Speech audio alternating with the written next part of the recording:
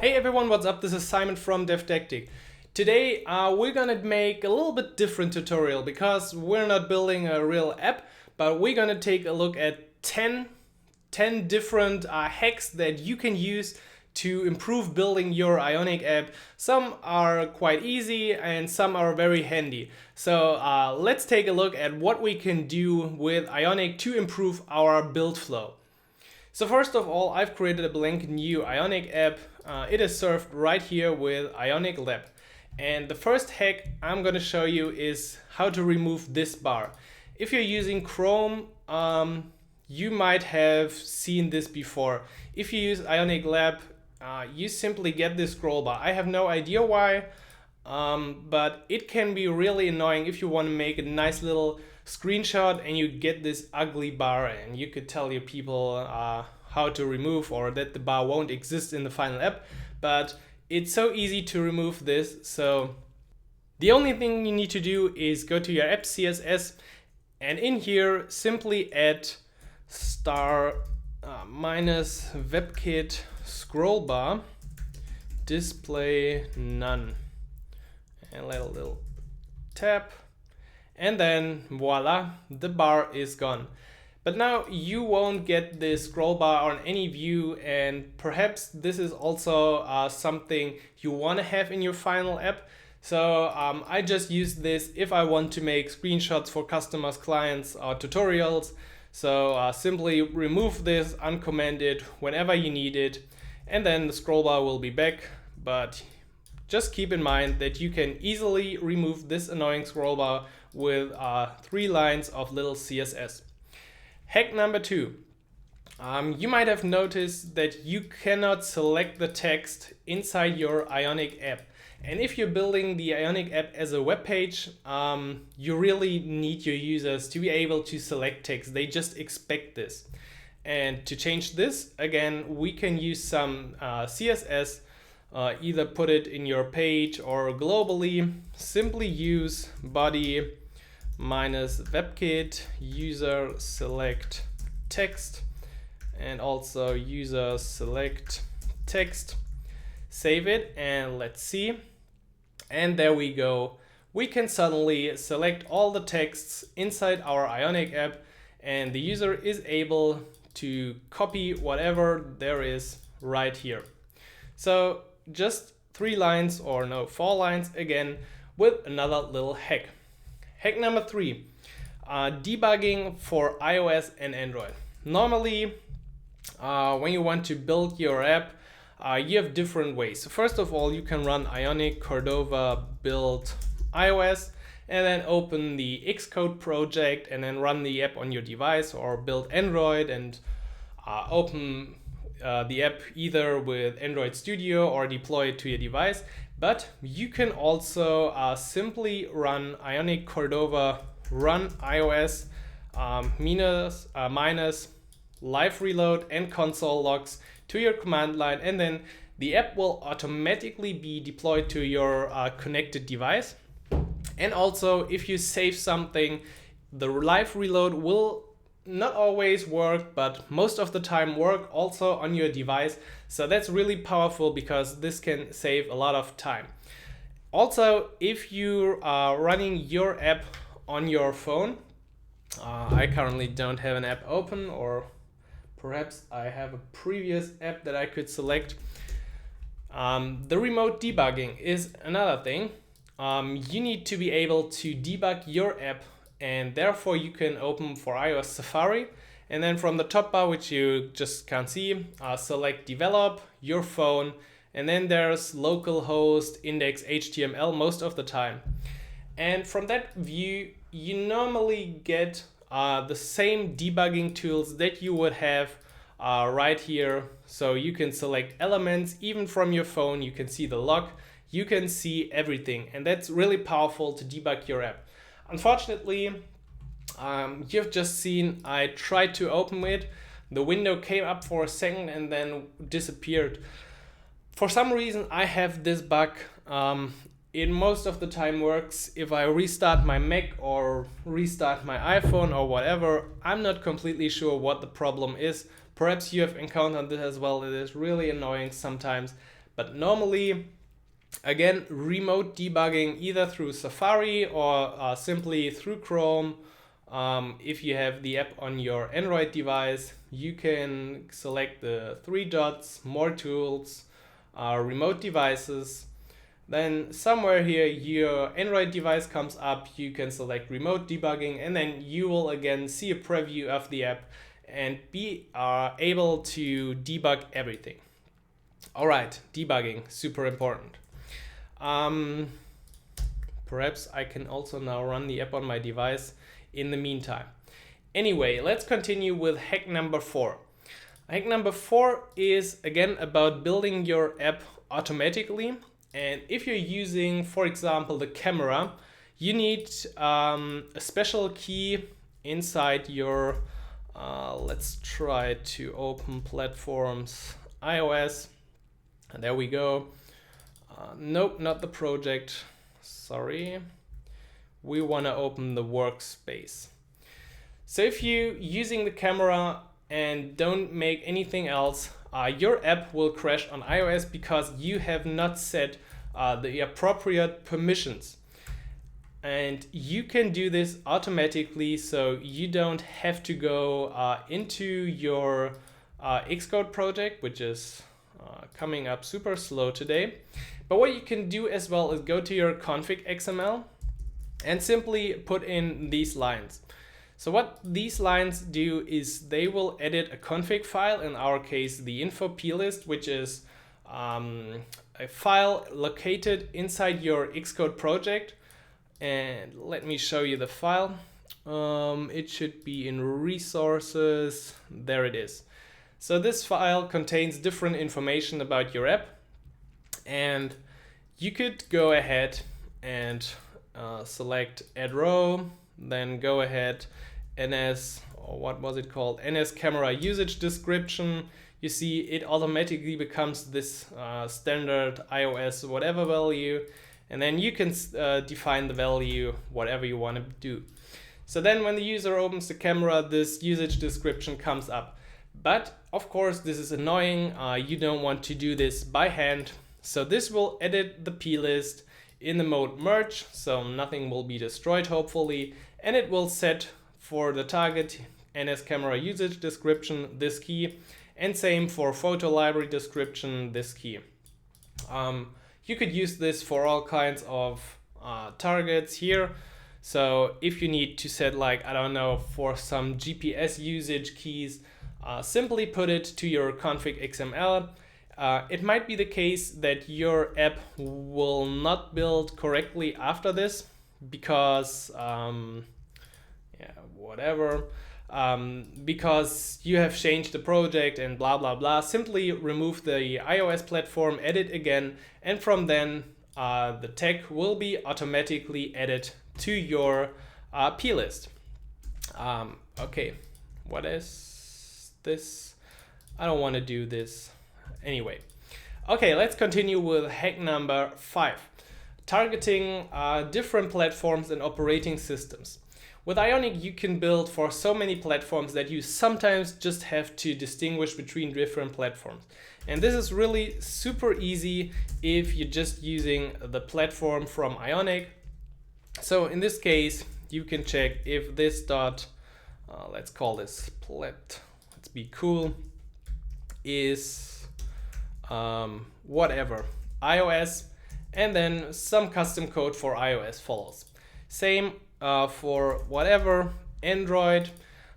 This might also be simply not phone but iPhone, so you can be really specific with this. What you can do as well is Cordova, and this is already a pretty good switch if your app is coming through the native app store or if your app is served as a PWA inside the web browser. So only Cordova is injected once you build for the native app stores. So use the platform to distinguish between the different platforms. And if you need to check if your app is running as a PWA, there's something else you can do, and this is check if your app is running in standalone mode. So that's what it is called when your app is downloaded to the home screen of a device and then started. So now you could simply check is in standalone mode, or you should wrap it, of course, inside an if clause. And now inside this block, you could have something specific that should be performed if your app is starting as a PWA. So Ionic is strong to build for like all platforms, and with the platform or simple hacks like this one, you can easily check in which environment you're currently running, on which device you're running, so you can build the best experience for all platforms. Hack number 6, I think. Using Visual Studio Code plugins. So I get a lot of questions which editor I'm using. This is Visual Studio Code. It's free, it's great, it's awesome. There's a lot we could do, but let's just talk about the extensions. So I've installed quite a bunch of extensions, and actually I don't know if I need all of them. But some of them are really handy if you tend to forget the syntax of different Ionic elements or Angular elements. So for example, I've installed the Angular snippets, and somewhere I also have Ionic 2 snippets. And as you can see, they are something like this, or I think they start with IO whatever. I'm not completely sure which package is which. Just give it a try. But what you can do once you got them is, for example, I2 minus and then icon, and then you will see a nice list of icons, and then let's say you want the American football, and this immediately becomes the correct syntax for whatever you wanted to do. So as you can see, a lot of icons, also whatever list. So you really get huge templates with a short command, and you haven't seen me use them in videos just because I can actually remind or remember those items pretty good by now. But I also think that I should get better with those little helpers, because they can save you a lot of time if you just want whatever simple list or IO2 whatever buttons card with a background image. Wow, this is quite big. Let's see how this looks. I'm amazed. Are we starting? On which page was this? Is this saved? Ion content? Oh, perhaps the additional Ion content was not needed in here, but I want to see how this card looks like. Perhaps we just need to add the image and then we get it. Okay, I get it. Anyway, using those Visual Studio Code plugins is awesome. You get these IntelliSense. I don't know if they're coming from default or from my package, but definitely my recommendation, use Visual Studio Code for your Ionic apps. Hack number 7. Some people complain that their Ionic app is starting really slow, like 5, 8, or perhaps even 20 seconds. And that might be a problem with your build. So if you want to build and deploy your app, you can of course run Ionic, Cordova, build iOS or Android. But if you know you're gonna build for the App Store, for deployment, for whatever, make a production build. So go ahead and run prod -- release. I'm not completely sure if this is actually doing a lot besides setting your environment to production. If you have some environment variables set that depend on this, but release will also run different Ionic scripts that are improve your code. They will analyze it, they will minify it. I don't know what exactly they will do, or we could look it up inside the Ionic scripts, or you if you want to, so they're public, and this will definitely improve your build. People have seen improvements of like 10-15 seconds simply from making a release build. So if your app is starting really slow, go ahead and make a production build of your app, and then your app will hopefully start a bit faster. All right, was this okay? So now we're at hack number 8. Hack number 8 is making heavy use of theming and variables. So for our navbar, we can use stuff like this, simply setting the color to primary because the primary color is defined inside our not app CSS, but inside the theme. Let's see here. We can also use more like Simon, the special Simon color. I don't know how this looks like, pretty bad.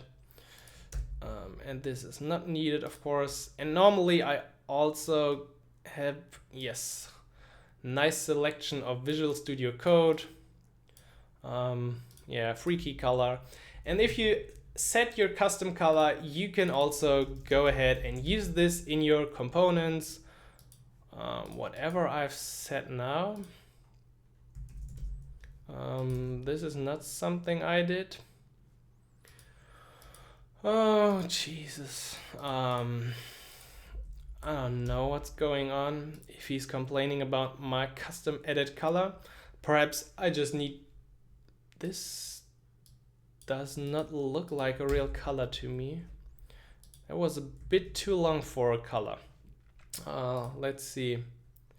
Yeah, this looks a lot more like my result. So you can define your own custom colors within this map. You can use them. You can use them all kinds of places, for lists, for headers, for different stuff. You can later on grab a reference to this. So you can keep your color definitions really in one place. And also you can use, of course, your own sass variables in here. So simply define it at the top level, use this one later inside your home CSS, and don't repeat yourself all the time with the color definitions or padding or spacing or whatever you're using. Try to keep this at the top level of your app and simply use it later on. If you then go ahead and change something at the top level, it will reflect on all the pages. And this is the good part about theming. This makes restyling or changing parts of your app really easy later down the road. And also, there's a lot we could say about Ionic variables. You can override like almost everything, header colors, background colors. Simply look it up inside the Ionic documentation, override them and customize them to match your app's theme or whatever you want to achieve. All right, we're getting closer to the end. Hack number 9, configuring your Ionic app using the config. So perhaps you know this, perhaps you don't know this, but at the root of your app, you can easily use the Ionic configuration to modify the appearance of your app. So inside your imports, we got Ionic module for root, and we could in here set a configuration for different parts of your app. For example, let's take a look at the tabs placement, and we want to have them at the top of our app. Now change the app place. Okay, we should write it placement correctly. Then it will also work. So normally they are at the bottom, and now our tabs are at the top. Especially they're now at the top for both platforms, because normally if you remove this, you should have them on Android at the top. No, in the meantime it was changed. Okay, so normally it's at the bottom, and if you change it in here, it will be changed to the top. You could also say you want to have in general the icon mode for iOS. So if you don't like the Android icons, simply set this to iOS, and then we see that now Android gets the same icons like iOS. And there are a few more things we could change directly at the top level inside our root to define how our app looks like. And if you don't want to do it in here for some reason, no problem. You can also go to the place of your tabs, for example, and do just the same as we did inside our configuration. So now they're at the bottom again, and save this. and the tabs are at the top again. So you can use the config in two ways, either directly on your elements or inside the configuration for your root module to set and specify different elements of your app, like icons, placement of things, the back button text, I don't know what else. But again, document it, look the things up, and perhaps they will work out great for you. All right, hack number 10.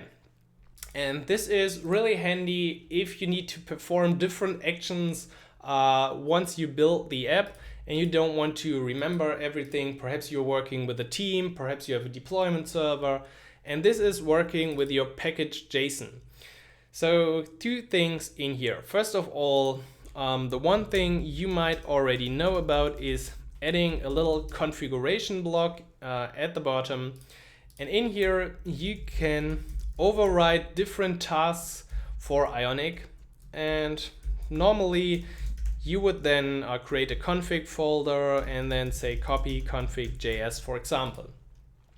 What this does is it will override the default behavior of the Ionic copy task and instead use your own implementation of that task.